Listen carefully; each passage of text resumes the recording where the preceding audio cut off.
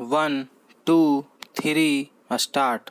सभापति जी, चीन के विदेश मंत्री की भारत यात्रा और दिल्ली में भारत सरकार के नेताओं से उनकी बातचीत का एक स्पष्ट परिणाम यह निकला है कि दोनों पक्षों ने काफ़ी समय से बंद पड़े सीमा विवाद के द्वार का ताला खोलना स्वीकार कर लिया है।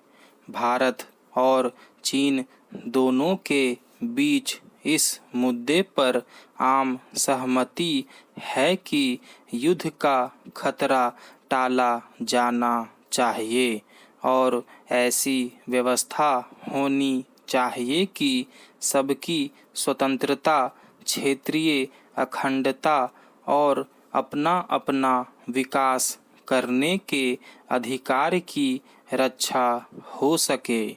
साधन पर मतभेदों के बावजूद आम सहमति से भारत और चीन इस बात पर राजी हो गए हैं कि भारत चीन सहयोग एक दूसरे की लक्ष्य सिद्धि में सहायक हो सकता है।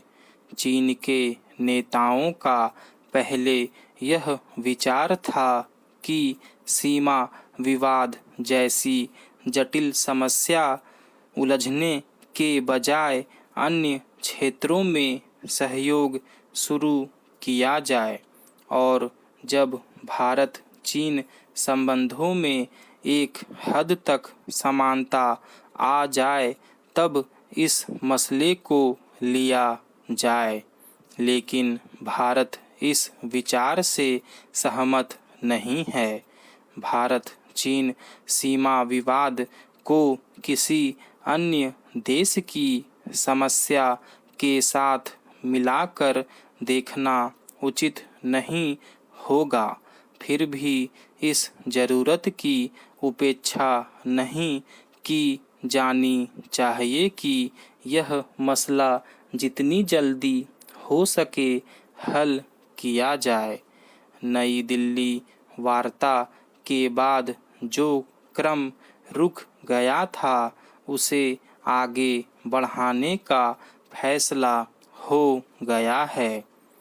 महोदय, समझौता वार्ता जारी रखते हुए आर्थिक, वैज्ञानिक और तकनीकी क्षेत्र में सहयोग बढ़ाने के लिए सहमति प्रकट करते दोनों देशों के नेताओं ने जटिल समस्याओं को हल करने के लिए आवश्यक वातावरण बनाने के इरादे का परिचय दिया है।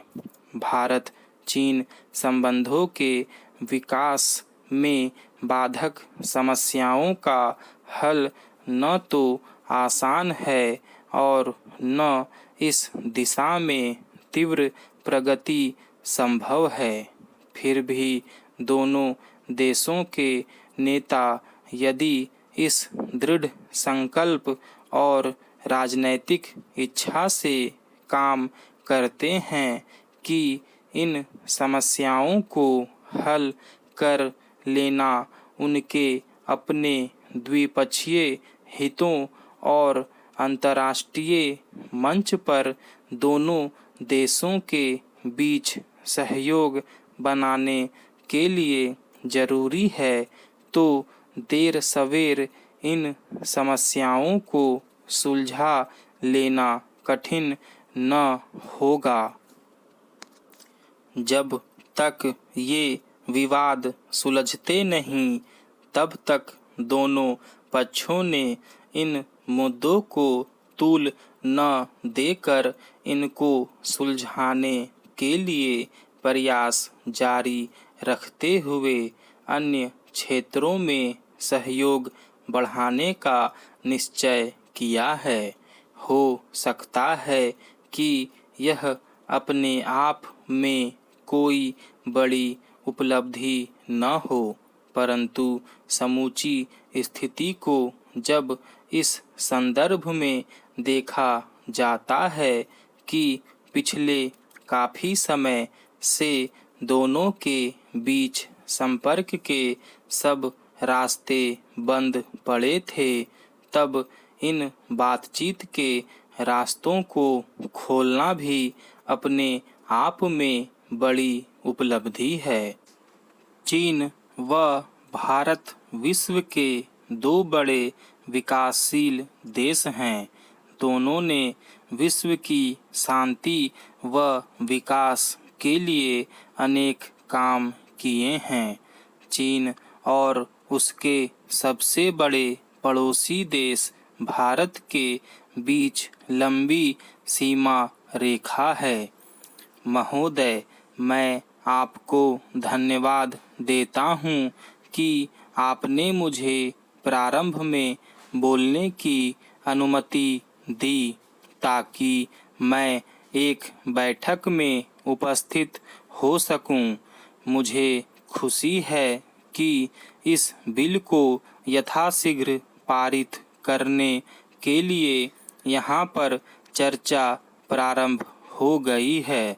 इस विधेयक के माध्यम से संसद के दोनों सदनों के सभी दलों द्वारा पूर्वोत्तर राज्यों की जनता के कल्याण के प्रति चिंता का पता चलता है। इस विधेयक को पहली बार सरकार द्वारा दूसरे सदन में प्रस्तुत तथा स्वीकृत किया गया था। इस विधेयक के अधिनियम बन जाने से केंद्रीय तथा राज्य सरकारों को हमारे देश की महान नदी के विभिन्न संसाधनों को पूर्वोत्तर राज्यों की सुरक्षा, उपयोग तथा उन्नति की विभिन्न दिशाओं में विकसित करने का अधिकार प्राप्त हो सकेगा। इससे योजना के विभिन्न पहलुओं को क्रियान्वित करने में राज्य सरकारों के न केवल सहयोग अपितु संसाधनों पर भी आश्रित रहना पड़ेगा। मेरे माननीय मित्र ने हमारा ध्यान इस तथ्य की ओर आकर्षित करते हुए इस सदन की सेवा की है कि इस योजना की तैयारी में पहली प्राथमिकता इस नदी की बाढ़ तथा अतिरिक्त जल से उस घाटी की सुरक्षा को दी गई है तथा दी जाने वाली उन समस्त विकास संबंधी बातों को प्रावधान में दूसरा स्थान दिया गया है। पूर्वोत्तर राज्यों के विकास के लिए सरकार की ओर से पूरी कोशिश की जा रही है। महोदय, आज इस सदन में मुझे इस बिल पर बोलने का मौका मिला है। इससे मुझे बड़ी खुशी हुई है और मैं मंत्री महोदय को इसके लिए बधाई देता हूँ। बधाई इसलिए दे रहा हूँ कि इस माननीय सदस्य में एक बड़ा क्रांतिकारी बिल आया है। वह इसलिए क्रांतिकारी है कि उससे हमारे देश के मजदूरों को काफ़ी फायदा होने वाला है। कुछ सदस्यों का विचार है कि इससे फायदा नहीं होगा। स्टॉप।